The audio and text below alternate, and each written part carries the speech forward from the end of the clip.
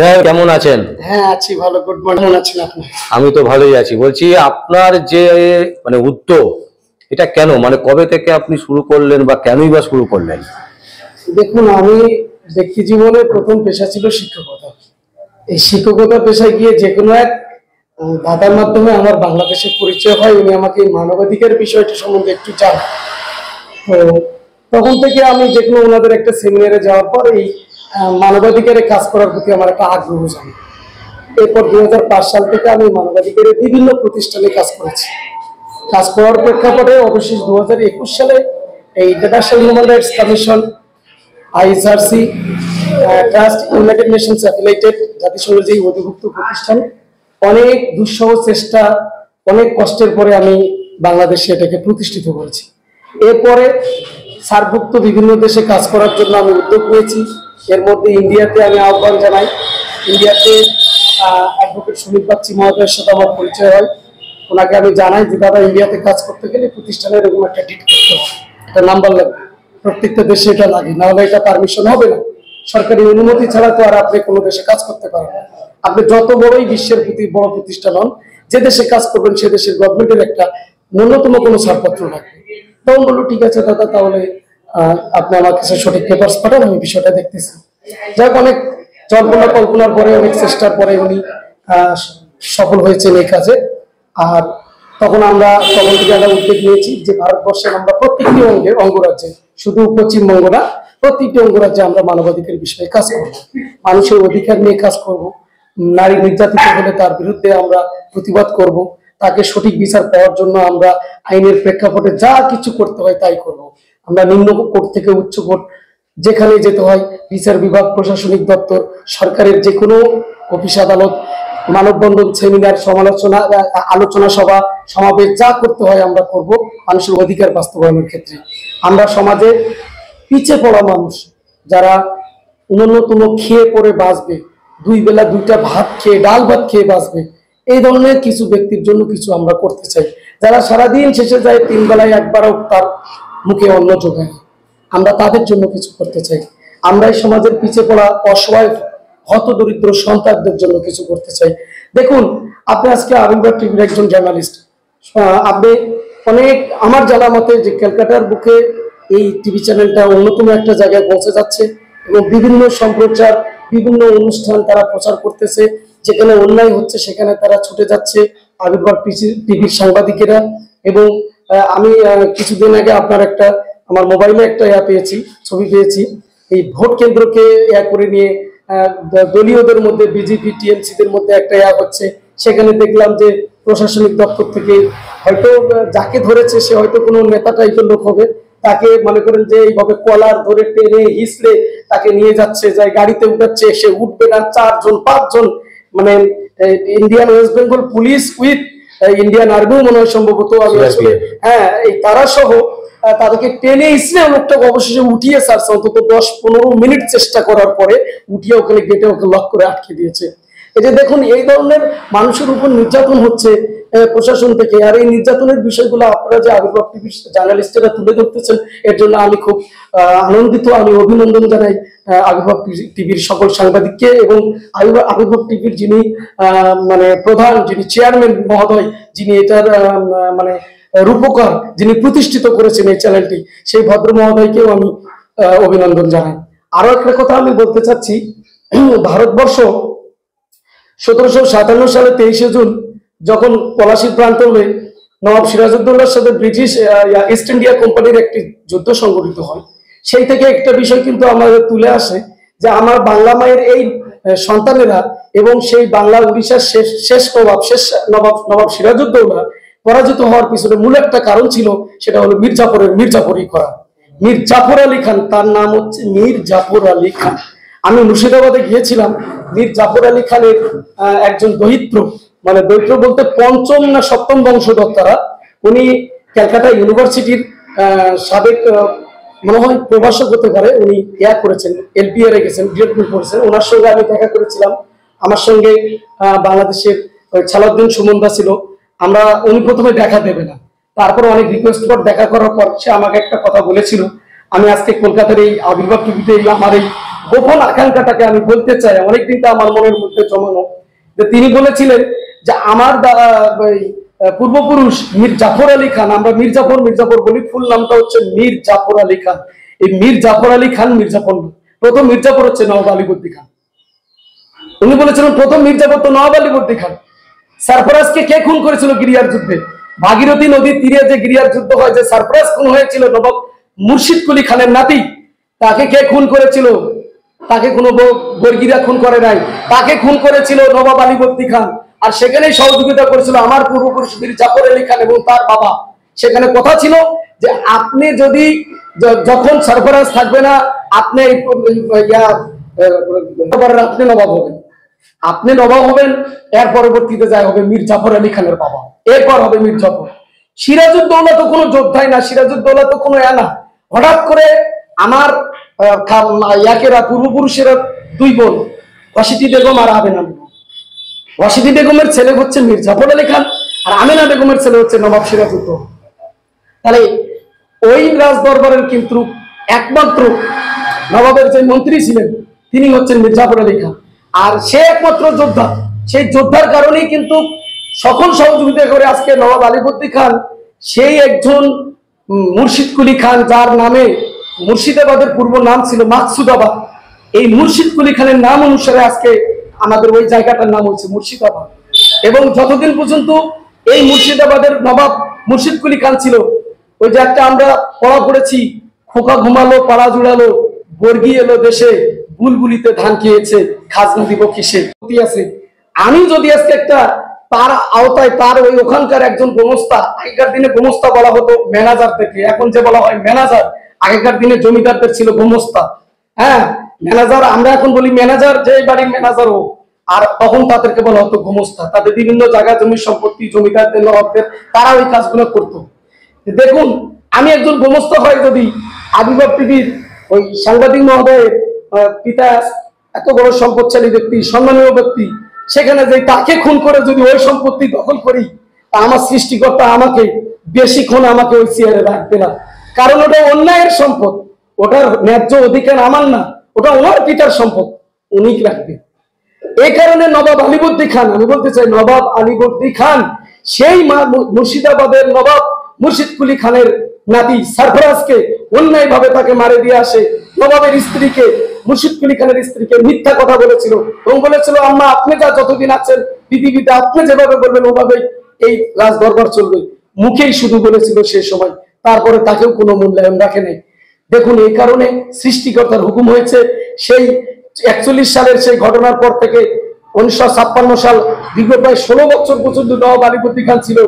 57 সালে যখন 1757-তে যখন নবাব সিরাজউদ্দৌলাকে দায়িত্ব দেওয়া হয়, 23শে জুন, বেশি দিনও না, প্রায় এক বছরের মতন, 23শে জুন পর্যন্ত যে সে দায়িত্ব পালন করতে গিয়ে সৃষ্টিকর্তা মেনে নেই, যার কারণে এখানে এই কিন্তু এত বড় একটি দুর্ঘটনা ঘটে যায়। ইস্ট ইন্ডিয়া কোম্পানির সুযোগ নিয়েছিল, সুযোগ নেওয়ার পরে আজকে এই ভারতীয় উপমহাদেশ ইস্ট ইন্ডিয়া কোম্পানির হাতে চলে যায়। এই জন্য আমাদের পূর্বপুরুষেরা, আমরা তো না, আমাদের দাদা, তার বাবা, পূর্বপুরুষরা অনেক লাঞ্ছিত হয়েছেন। পূর্বতে আমাদের যে মা, আমাদের যে ঠাকুমা, দাদা যারা চলে গেছেন, তারা আমরা ভাই পরবেশ কেটেছি মানুষের বাসায় বাসায়। দেখুন, আজকে এই জিনিসটা আমি বলতে চাচ্ছি, আমার এতগুলা ব্যাখ্যা দেওয়ার মূল কারণ হলো এত বড় বড় প্রতিষ্ঠান, এত বড় বড় রাজদরবার ভেঙে গেছে। রাজদরবার সিংহাসন দখলের জন্য ভাইয়ের হাতে ভাই রক্তে রঞ্জিত হয়েছে। এক ভাই আরেক ভাইকে খুন করেছে, যে ওকে খুন না করলে তো আমি এই রাজদরবারের রাজা হতে পারবো না, ও তো আমার বয়সের বড়। সিরিয়াল অনুযায়ী আমার বাবা বড়, তো ও রাজদরবারে বসবে, তোমায় মরে যেতে যেতে তো আমি বুড়ো হয়ে যাবো, আমি ফির আবার কবে রাজা হবো। তখন এক ভাই আরেক ভাইকে খুন করেছে। এটা পূর্ব ইতিহাস। ঠিক আমার এই প্রতিষ্ঠানে মনে রাখবেন, এই মির্জাফরগিরি কিন্তু করার জন্য প্রতিষ্ঠানের ভিতরেই কোনো না কোনো সদস্যের মাধ্যমে ওই জিনিসটা সৃষ্টি হবে এবং ফাটফাটি সেখানে সুযোগ নিবে তৃতীয় পক্ষ। অনেকের মাঝে এরকম আঁচ হচ্ছে, ওরা আছে আমরা নেই, এই না যেতে পেরেছি কি হয়েছে, ভেঙ্গে তো দিতে পারবো। স্যার, আমার দ্বিতীয় প্রশ্ন যেটা হচ্ছে যে আপনি বাংলাদেশ ছেড়ে, মানে বাংলাদেশে তো করছেন, ভারতবর্ষকে কেন বাঁচলেন? আরো তো অনেক দেশ আছে, সেখানে যেতে পারতেন। দেখুন, ভারত, বাংলাদেশ, পাকিস্তান দুটাই সম্পূর্ণটা হচ্ছে মহাভারত, এটা পুরোটাই একটা। 47 সালে যে দেশ ভাগাভাগি করেছে বিভিন্ন রাজনৈতিক মহল থেকে, 47 সালে দেশটা ভাগ হয়েছে শুধু রাজনীতির খেলা, আপনারা খুঁজে দেখবেন। তখনকার সময় কেউ বলেছে আমি ভারতবর্ষের রাজা হব, প্রধানমন্ত্রী হব, আর একজন বলছে না আমি হব। এর মধ্যে আবার ওরা বিবাদ সৃষ্টি করছে, তাহলে কাজ কর, দুটা তো জাতি আছে, হিন্দু মুসলমান, দুটাকে ভাগ করে দেয়, দুটো অংশ হয়ে যায়, এ একটা অংশে চলে যাক, আমি আরেকটা অংশে চলে যাই। এভাবে কিন্তু ভাগাভাগি করে আজকে আমাদেরকে ভাগ করে রাখছে। আমার মন কিন্তু মনে হয় যে আমি মহাভারতের, আমি বাংলাদেশ পাকিস্তান এটা আমি বুঝি না, এখনো এটা ভারতীয় উপমহাদেশ। আমি চাই শুধু এই ভারতীয় উপমহাদেশকে ভেঙে যে তিনটা হয়েছিল, সেই সময় হয়েছিল হিন্দুস্তান পাকিস্তান।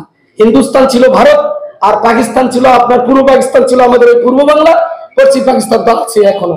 ওই পূর্ব পাকিস্তানকে 1971 সালে 9 মাসের সেই জীবনের একটা বলা চলে যে মানে সুপ্রিম স্যাক্রিফাইস যুদ্ধ, বাঙালি জাতি 30 লক্ষ জনগণ আর 2 লক্ষ মা বোনের ইজ্জতের বিনিময়ে তাদের আমরা এই সম্ভ্রম হারা ইজ্জতের বিনিময়ে আমরা বাংলা নামে একটি স্বাধীন ভূখণ্ড পেয়েছি। আমার মনটা বলে এই যে তার কাটা দিয়েছে, আমি এই তার কাটা মেনি না, আমার এই তার কাটা আমার কিছুই মনে হয় না।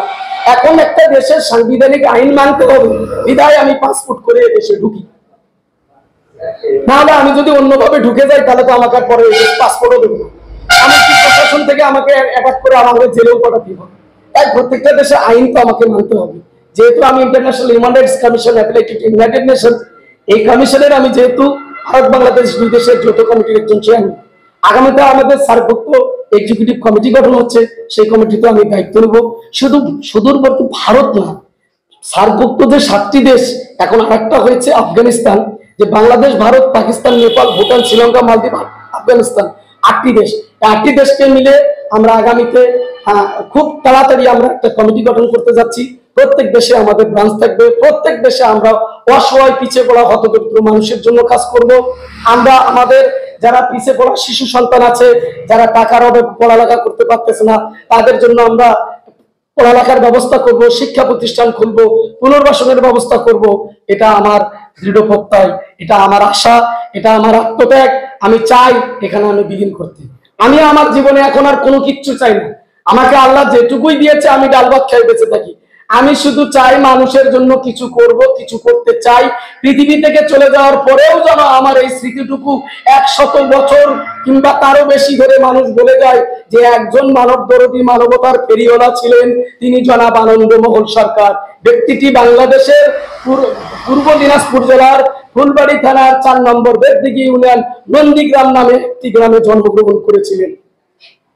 স্যার, আমার শেষ প্রশ্ন যেটা হচ্ছে, ভারতবর্ষ তথা সারা পৃথিবীতে প্রচুর হিউম্যান রাইটস এরকম সংগঠন তৈরি হয় এবং সেটা বন্ধ হয়ে যায় আর্থিক কারণে, মানে আর্থিক সহযোগিতার কারণে বিভিন্ন জায়গা থেকে যে ডোনেশন আসে সেই ডোনেশন না পাওয়ার জন্য। এই সংগঠন, আপনি যে উদ্যোগ নিয়েছেন, আপনাকে সাধুবাদ জানাচ্ছি আপনার এই উদ্যোগকে। কিন্তু এই জিনিসটা কি ভেবেছেন, মানে যাতে যে আশা নিয়ে আপনার কাছে সবাই আসছে আগামী দিন তারা নিরাশ হবে না তো?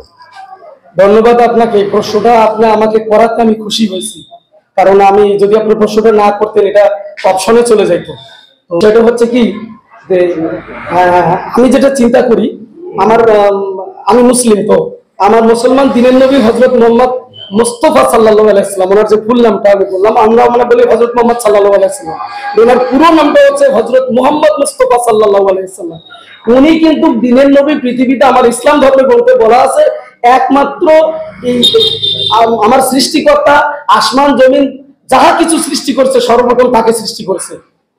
হ্যাঁ, আদি পিতা আমাদের যে মুসলমানের যে আদম আলাইহিস সালাম বলা হয়, যে পৃথিবীতে মানুষের প্রথম আদি পিতা আর আদি মাতা হচ্ছে হাওয়া আলাইহিস সালাম। এদেরও সৃষ্টির পূর্বে 70,000 বছরে আমার দিনের নবীকে সৃষ্টি করেছিলেন আমার বিরাট সৃষ্টিকর্তা মহান আল্লাহ তাআলা। এবং তাকে কিভাবে রেখেছিলেন? তাকে প্রথম ময়ূরের বেশে রেখেছিলেন। যখন এই পৃথিবীর বুকে ওদিন পাপ এসে গেল, মানে জাহিলিয়ার যুগ সৃষ্টি হলো, আজকে যে মক্কা মদিনা দেখতেছেন, যেখানে 360টা দেবদেবীর মূর্তি পূজা হইতো, তখন দেখা যায় যে এভাবে মানে মানুষে হানাহানি হলো। তখন এই পাপি এইসব কাঙ্গাল, এই অধম, এই আমাদের এই উম্মতের জন্য উনি পৃথিবীতে মানুষ রূপে সৃষ্টি করে আল্লাহ তাআলা মা আমিনাকে তাকে পাঠিয়ে দেওয়া হয় এই পৃথিবীর বুকে। এই জাবুর না ইনজিল গ্রন্থে লেখা ছিল যে মরুভূমির উপরে একটি গাছ আছে, একটি বট গাছ থাকবে, ওই বট গাছের নিচে একটি ছোট্ট বালক দুম্বা চড়াবে, খুঁজে যায় দেখবা, পথে প্রতীককে বলেছে যাই দেখবা ওখানে যে বালকটি বসে আছে, ওই বালকটি হচ্ছে ইসলামের সর্বশ্রেষ্ঠ ও সর্বশ্রেষ্ঠ নবী, সেই এই ইসলামের নবী, সেই পৃথিবীতে ইসলাম ধর্ম মানুষের মাঝে পৌঁছে দেওয়ার জন্য এসেছে। দেখুন আমার দিনের নবী যাকে সৃষ্টি করেছেন সৃষ্টিকর্তা, তিনি পৃথিবীতে ইসলাম প্রচার করতে এসে বিশ্বব্যাপী ইসলাম প্রচার করে শেষ করে যেতে পারে নাই। উনি যতদিন পর্যন্ত পৃথিবীর বুকে ছিলেন উনি চেষ্টা করে গেছেন মানুষের মাঝে ইসলামের বাণী, ইসলামের কিতাব গ্রন্থ যা আছে ইসলাম নিয়ে কথা বলার জন্য, ইসলামী ধর্ম গ্রহণ করার জন্য চেষ্টা করে গেছেন। তবুও খুঁজে দেখুন এখন মুসলমানের সংখ্যায় পৃথিবীতে কম, এখন হিন্দু বৌদ্ধ খ্রিস্টান অন্যান্য ধর্মাবলীর বেশি। তো আমি মানবাধিকার কমিশনের আমি সেই মানুষটার সাথে আমার কোনো তুলনা করা যায় না, চুল কেন কোনো বিন্দু পরিমাণ তুলনা করলে যারা যারা গুণায় আমি পরিণত হয়ে যাবো। আমার যেন সৃষ্টিকর্তা কখনো আমার দিনের রাসূলের সাথে কোনো রকম তুলনা তো দূরের কথা, তার থেকে কোনো হাজার হাজার, এখান থেকে পৃথিবী থেকে সূর্যের দূরত্ব হচ্ছে 13 লক্ষ কিলোমিটার, এই এত দূরেও যেন আমার কোনো স্থান না রাখে। আর সেই একজন উন্মত হয় আমি মানবাধিকার কমিশনে কাজ করতে এসে কিভাবে মানুষের সকল মানুষের অধিকার বাস্তবায়ন করব, এটা কিভাবে সম্ভব, আমিও চেষ্টা করে যাচ্ছি, যতটুকু সম্ভব আমি করে যাব মানুষের জন্য। আরেকটি কথা আপনি বললেন আমি আজকে সকালবেলা বেঁচে থাকবো কি কালকে দুপুরবেলা আমার শ্রাদ্ধ হবে, কিংবা আমার নামে মুসলমানরা আমাকে কবর দিয়ে আসে গরু জবাই করে করবে, দোয়া মাহফিল করবে, এটা কিন্তু আমি জানি না। আমার প্রতিষ্ঠান অলরেডি চলমান, আমাকে যেখান থেকে আমাদের বুলেট আসতেছে, সমর্থন আসতেছে, সেই অনুযায়ী আমরা কাজ আগাচ্ছি। বাংলাদেশে অনেক কাজ করেছি, কেউ যদি দেখতে চায় আমি বাংলাদেশের ফুটেজ গুলা দিব ইনশাল্লাহ। আশা রাখি সকাল 10টায় বসলে রাত 10টা লাগবে একটার পর একটা দেখতে, এতগুলা কাজ আমি করেছি, এত ফাইল ফুটেজ আমার কাছে আছে। আমি মনে হয় আপনার কাছেও কিছু ছোট ছোট ডকুমেন্টস অল্প কিছু পাঠাইছি অনলি মানে 8-10 মিনিটের মধ্যে। তো দাদা এগুলো বার করতে যদি ধরি না, পেপারস বলেন, আপনারা জার্নালিস্ট মানুষ, সাংবাদিকরা, আমি যদি খালি নিউজ করা পেপার গুলো একটা একটা করে বের করি তাহলে 2টা বস্তা হয়ে যাবে, এই বড় 2টা বস্তা হয়ে যাবে। এগুলো ডান দিছি আর ঢুকে রেখেছি, বান দিছি আর ঢুকে রেখেছি, এইভাবে এত নিউজে এত কাজ করেছি। ভাই মনে রাখবেন একটি কথা, আপনি যখন কারো ভালো করবেন আপনার জন্য একটা সর্বপ্রথম উপহার হলো যে আপনাকে তার দুর্নাম গ্রহণ করতে হবে। ভালো কাজের কিন্তু দুর্নাম আছে, মনে রাখবেন, এই দুর্নামের মালাটা গলায় পরে ভালো কাজের নামবেন, এটাই হলো কাজ। আপনার নামে সমালোচনা হবে, আপনার নামে সমাবেশ হবে, আপনার নামে অনেক ধরনের প্রচারণা চলবে, তবে মনে রাখবেন এই ভালো কাজের জন্য আপনার সৃষ্টিকর্তা আপনার পাশে আছে, আপনার ফল কিন্তু সঠিক সময় আপনি নিজে পেয়ে যাবেন। আপনার সামনে আসার পথে চলার পথে বহু কাঁটা আসবে, তবে কাঁটাগুলো কিন্তু সৃষ্টিকর্তার রহমত, এটাই যিনি ভাববেন যেন সৃষ্টিকর্তা পরীক্ষা করে দেখে আমার বান্দা যে ভালো কাজে উদ্দেশ্যে মাঠে নেমেছে তার এই উদ্দেশ্যটার পিছনে কতটুকু তার মনোবল আছে, সাহসিকতা আছে, সে কি মাঝপথ থেকে ছুটে কোথাও পালিয়ে যাবে না তো, নাকি শেষ জীবনের শেষ বিন্দু পর্যন্ত এগিয়ে যাবে। এই জন্য সৃষ্টিকর্তার পক্ষ থেকে ওইসব হুকুম হয় যে ও ভালো কাজ করতেছে ওর মাঝে কিছু বাধা দিই। আরেকটি কেন কথা বললাম, আমার দিনের নবী যখন প্রতিদিন ফজরে নামাজে যাইতেন মসজিদে, তখন এক বুড়ি ছিলেন, এক বুড়িমার গল্প ছিল, বুড়িমার নবীজির প্রতি এত হিংসা, প্রতিদিন রাস্তায় কাঁটা বিছে রাখতো। তো একদিন দেখলো যে নবীজিকে, নবী করিম সাল্লাল্লাহু আলাইহি ওয়াসাল্লাম দেখলো যে কিরে আজকে কেন রাস্তায় কাঁটা নাই, ঘটনাটা এই বুড়ি তো আজ কাঁটা বিছাই নাই। তখন ঘরের মধ্যে যায় খোঁজ নিয়ে দেখে বুড়ি অসুস্থ, তখন ওই বুড়ি মাকে আমার নবী করিম সাল্লাল্লাহু আলাইহি ওয়াসাল্লাম তাকে নিয়ে চিকিৎসার জন্য নিয়ে গেছে। তখন বুড়িমা যখন চিকিৎসা হয় খুঁজে দেখে এই সেই দিনের নবী হযরত মুহাম্মদ মুস্তাফা সাল্লাল্লাহু আলাইহি সাল্লাম, যার বিরুদ্ধে আমি প্রতিদিন ফজরে ও নামাজে যাবে আর নামাজকে বাধা দেব বিধায় আমি কাঁটা বিছিয়ে রাখি রাস্তায়, সেই কাঁটা আমি আজকে বিছাই নাই, আমি অসুস্থ আর ও আমার জন্য সেবা করতে আইছে। সেই বুড়ি পরবর্তী নবী করিম সাল্লাল্লাহু আলাইহি সাল্লামের কাছে ক্ষমা চেয়েছে এবং সেই বুড়ি ইসলাম ধর্ম গ্রহণ করেছে এবং পৃথিবীর বুক থেকে ইসলামের প্রচার প্রচারণা করে চলে গেছে। এই বিষয়টা হলো, দেখুন দিনের নবীকেও ছাড় দেয় নাই মানুষ, কাঁটা পিছে রাখছে, তাও কি করতে আল্লাহর ইবাদত করতে যাবে সে মসজিদে, সেখানেও দিয়েছে। তা আপনার আমার মানব সেবা করতে যায় বাধা দেবে না কেন? অবশ্যই বাধা দিবে, বাধা আসবে, তবুও এগিয়ে যেতে হবে। রবি ঠাকুর বলেছে যদি তোর ডাক শুনে কেউ না আসে তবে একলা চলো রে, একলা চলে, একলা চলো, একলা চলো রে। তো বন্ধুগণ আমি এই কথাটুকু বলতে চাই যে সঠিক পথে পথ চলতেছি, যেখান থেকে সহযোগিতা পাচ্ছি সেই সহযোগিতা আগাচ্ছি। আপনি আবির্ভাব টিভি সাংবাদিক মহোদয়, আপনি প্রশ্ন করাতে আমি খুব খুশি। আমি চাই আপনি দোয়া করবেন যেন এই প্রতিষ্ঠানটা পৃথিবীর বুকে আমি যতদিন বেঁচে আছি, বা আমি বেঁচে থাকা না, আমি বেঁচে থাকার পরেও আমি চলে যাব, পরবর্তী প্রজন্ম যেন আমাদের ওই কর্মলীলা নিয়ে, আমাদের ওই সব বিষয় নিয়ে ওরা কাজ করে যেন যেতে পারে যতদিন পৃথিবী আছে। পর্যায়ক্রমে এভাবেই যেন চলে আসে। যেমন একটি দেশের সাংবিধানিক ভাবে একটা প্রধানমন্ত্রী হয়, উনি 5 বছর আছে, উনি নাই দেখে কি ওই দেশের রাজভবন, ওই দেশের সংসদ ভবন সব কি উঠে যায়? কিছুই উঠে যায় না। যা চেয়ারটা সরে যায়, আর একজন ব্যক্তি এসে চেয়ার দখল করে। ঠিক আমি যেদিন থাকবো না, সেখানে আর একজন কেউ সে চেয়ার দখল করবে। এই চেয়ার দখলের মধ্যে থেকে সেই জিনিসটা পরিচালনা হবে। তো আমি এইটাই বলতে চাই যে আগামী দিনে যেন এই প্রতিষ্ঠানকে সুন্দর জায়গায় পৌঁছে দিতে পারি এবং মানুষের জন্য কাজ করে যেতে পারি, এটাই আমার দৃঢ় প্রত্যয়। এবং সকলকে শুভেচ্ছা ভালোবাসা জানাই। আরো জানাতে চাই, আর কি আপনি কোনো আমাকে প্রশ্ন করতে চান কিনা? ধন্যবাদ আপনাকে, আবির্ভাব টিভিকে ধন্যবাদ, এবং সকল অতিথিবৃন্দকে ধন্যবাদ, আপনারা যারা আমার কাছে আছেন। আর আমি চাই আগামী দিনে ভালোভাবে মানুষের সেবা হোক। আমরা একটা শিক্ষা প্রতিষ্ঠান করতে যাচ্ছি, পথ শিশু পুনর্বাসন ও বিদ্যানিকেতন নামে এলাকাতে একটা শিক্ষা প্রতিষ্ঠান করব, যেখানে অসহায় হতদরিদ্র বাচ্চারা থাকবে, যাদের খাদ্য, বস্ত্র, বাসস্থান, শিক্ষা, চিকিৎসা, এই 5টি মৌলিক অধিকারে আমরা দেব। ইনশাআল্লাহ দোয়া রাখবেন, অতি দ্রুত যেন আমরা এটা প্রতিষ্ঠিত করতে পারি। সকলে ভালো থাকবেন। আসসালামু আলাইকুম। মানবাধিকার কমিশনের পক্ষ থেকে এবং দক্ষিণ দিনাজপুর জেলা কমিটির পক্ষ থেকে, সভাপতি, সেক্রেটারি ও মানবাধিকার কর্মীবৃন্দের পক্ষ থেকে আপনাকে অনেক অনেক অভিনন্দন এবং শুভেচ্ছা, ও আপনাকে আবারও স্বাগত জানিয়ে, ধন্যবাদ জানিয়ে আমি আমার সংক্ষিপ্ত কথা শেষ করতেছি। আসসালামু আলাইকুম ওয়া রাহমাতুল্লাহ। অনেক অনেক ধন্যবাদ। দর্শক আপনাদের সামনে আমরা তুলে ধরলাম যে তিনি কি করতে চাইছেন এবং আগামী দিনে কিভাবে এই প্রতিষ্ঠানকে এগিয়ে নিয়ে যেতে চাইছেন। আমার আর কিছু বলার নেই। আপনাদের যা বক্তব্য আছে আপনারা অবশ্যই আমাদের কমেন্ট বক্সে কমেন্ট করবেন। আর দেখতে থাকুন পরবর্তী সংবাদ আবির্ভাবে। আমার নাম বিশ্বজিৎ পাল, সংবাদ আবির্ভাবের জন্য।